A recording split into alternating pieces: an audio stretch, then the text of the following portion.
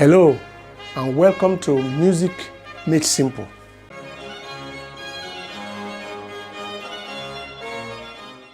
Lesson 9, The Great Staff.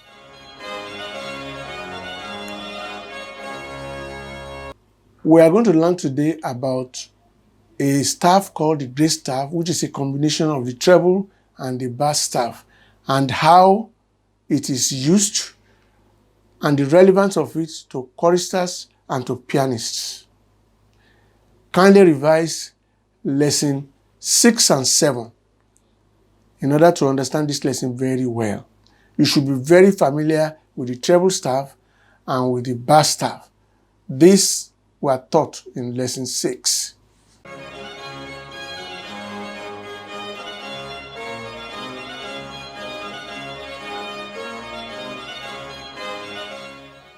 Sometimes two staves are used together by certain instruments.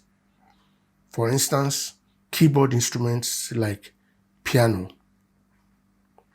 and also by a choir. When this is to happen, the two staves are joined together by a brace. A brace consists of a vertical line that joins two staves and also a bracket. The combination of these two staves is called great staff. It can also be called great stave, grand staff, grand stave, and later we'll see there's a version of it that is called piano staff or piano stave. Sometimes only a line is used as a brace and the bracket is omitted. The most common type of great staff is the combination of treble and bass staves. And when these are combined, the particular great staff is known as the piano staff or piano stave. The two staves are divided by the middle C. Remember the middle C in the last lesson? That's the C in the middle of the piano keyboard. If you remember what we studied in ledger lines, you will remember that the first ledger line below the treble staff is C. The first ledger line above the bass staff is also C. Indeed, they are one and the same C, and it's the C that is in the middle of the piano keyboard and is referred to as the middle C.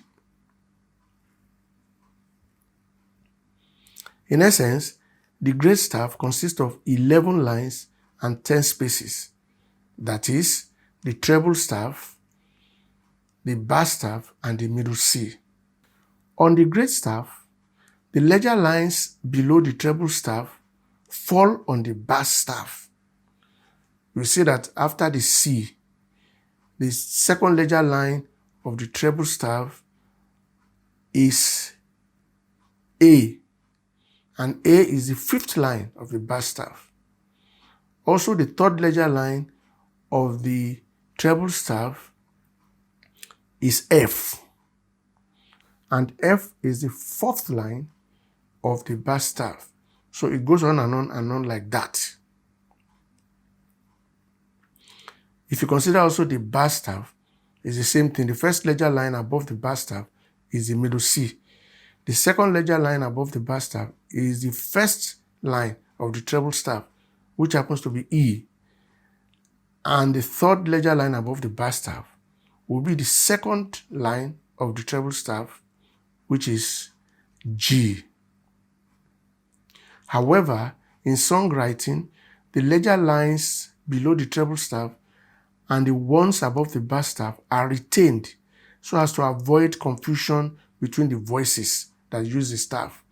You can imagine if some songs are written for, especially the alto voices that sing low, and some of the songs fall in the second ledger line of the treble staff, and they are singing the note on the fifth line of the bass staff. That will lead to a lot of confusion.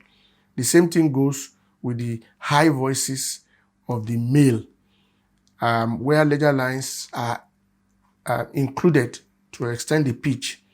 Many of these ledger lines fall on the lines of the treble staff, but they are retained in songbooks so that they don't fall there. So in order to do this, there is a need to separate these two staffs very well so that it may be possible to include necessary ledger lines. If you watch the image of a song that is displayed now, you will see that some ledger lines in the treble staff fall below the treble staff, but they are not written on the bass staff. They are left to hang under the treble staff. The same thing is the tenor part that has ledger lines above the bass staff. They are not allowed to go into the treble staff. In choral music, both male and female voices use the great staff. The trebles and altos use the treble staff. Well, the trebles are also called sopranos. You will know the difference later. So the sopranos and altos use the treble staff, and the tenors and basses use the bass staff. In most hymn books, music is written on the great staff. This is especially so when the music is written for 4 parts to you: the soprano, alto, tenor, bass. Keyboard instruments, piano, organ, and others also use this staff. You observe from the next video a pianist playing, and you will watch and see that the music is playing is on the great staff.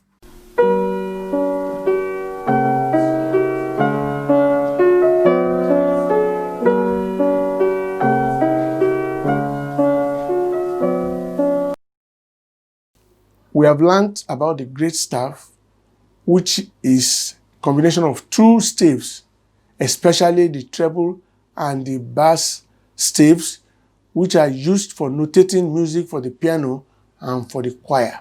Next lesson, we are going to learn about the 3rd clef sign, which is different from the treble and bass clefs, but is very useful for certain instruments.